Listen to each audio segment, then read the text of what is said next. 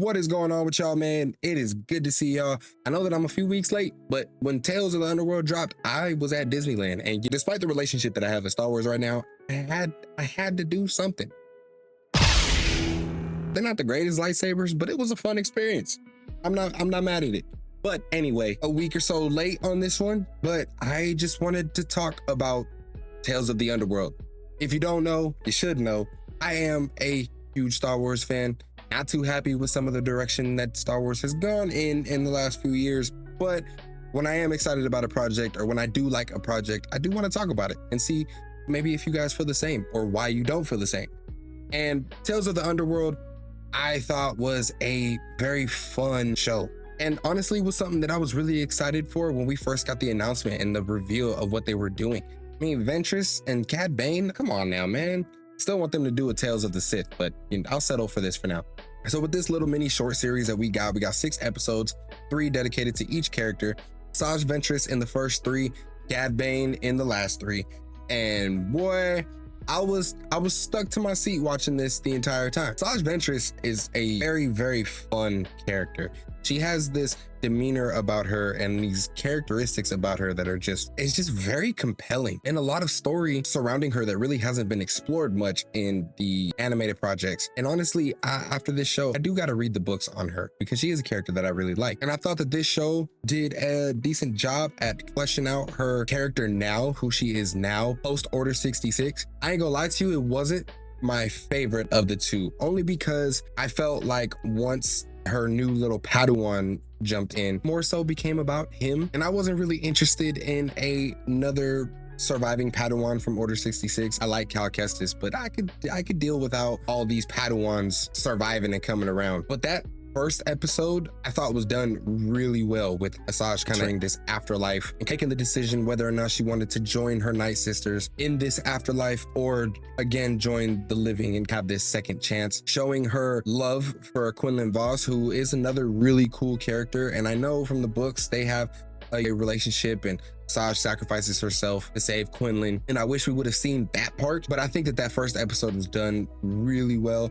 I really love seeing the change in Ventress from being this really dark, sinister Sith apprentice of Dooku to now having a heart, who's still cold, right? That she's still gonna make a better decision for herself if need be, but she definitely has a heart. She didn't have to take this kid in. She didn't have to help him out, and yet she did. And I like seeing these real big character moments and the change in these characters, and just the way that the overall situation of the galaxy has changed. It has also changed her and the way she looks at things. I think that Ventress has a potential to be an awesome character to follow in some future project. I want a live action Ventress project so bad, or at least her involved in something. I would love to see Ventress involved in Ahsoka. I don't think she's gonna be in Ahsoka season 2, but like if Ahsoka makes it back to the main galaxy, oh, Ventress in there, man. But I thought those first 3 episodes were really cool. I had a really good time with that. Then we got into 4, 5, and 6, and I feel like those episodes stole the show. Don't get me wrong, I like Ventress, but damn, dude, fleshing out Cad Bane and his story and his life, I thought that Dave did such a good job with this. I love Cad Bane. I think he is a dope bounty hunter with this kind of Clint Eastwood bounty hunting, old Western kind of vibe to him. I love that.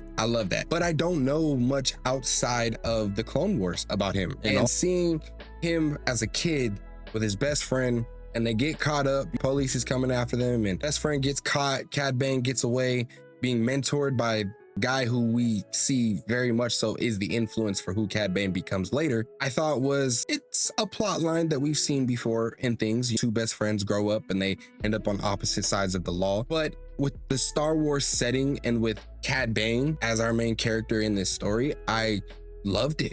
Seeing Cad Bane grow up as this Aladdin style street rat, right? And digging for scraps, trying to survive, him and his best friend being the only 2 that they got, and they gotta stick together, and the tides turn and decisions have to be made. And as we see them grow up and make these decisions, with best friend now being a police officer, and then ultimately coming to this great confrontation with each other, was just really cool to see, and really explains why Bane is the way that he is. I think that it was just done so well, and I had such a good time watching this. Even if it is short episodes, I don't care. But also realization that Bane could have had a very different life too, and revealed that he has a son. How's that gonna come into play later? I would love to see Cad Bane's son come back on some "you killed my father" type stuff and try to get that revenge, and that could be a real deep story. It could be really cool to see. I thought that that was a twist I didn't see coming, just because I couldn't picture Cad Bane with a son in any way, shape, or form. But the way that they introduced him and put that in there, I thought was done really well. And it makes me think, getting into a side rant just about Star Wars, this is why I love Dave Filoni. This is why I think Dave Filoni should be the one to take the helm and move the company forward, because Dave cares about these characters. He understands these characters, and he's just good, man. He's just really good. I feel one of the only competent people at Lucasfilm. And I think that this goes a lot to show that the fans also care about these characters. I think with Star Wars and the direction that it is going, I think that we need to focus on these established characters that we love so much. And it doesn't have to be characters that we have seen in every project. You don't necessarily have to do another Obi-Wan show. We don't have to follow the main characters of the old projects, but established characters. So many characters just within Clone Wars that we could dive into and flesh out a little bit more. What they're doing with the Maul show, right? Maul is a reoccurring character, but not one that we've ever really got to see as far as his own story being fleshed out, who he was, who he is now, or post Order 66. We know where he ends up. We know where he's been. We haven't really seen the journey. And I think that that is a definite element of success that needs to be put into these projects, instead of focusing on these nobody characters who don't matter. And we need to get back to this mythical storytelling, this fantasy-like storytelling with characters that we love. So my hat's off to Dave Filoni. I think that the show was great. I'm waiting for a Tales of the Sith. Give me a Tales of the Sith. This was a project that I was really hyped up on, and I wanted to share that with you, no matter how late. I wanted to share that with y'all, see how y'all feel. How did you like Tales of the Underworld? And what out of the two, which was your favorite story? Let me know down in the comments below. Comment something, because I mean, engagement. But that is all I got for y'all. If y'all did stay to the end of this video, I appreciate you so much. Thank you. Make sure you hit that like so that this video gets fleshed out. Also, consider subscribing to the channel so that you don't miss any future content that comes out. Don't get left behind, man. But I'm gonna leave that there, man. I'm out of here. Y'all stay smooth and stay geeked up.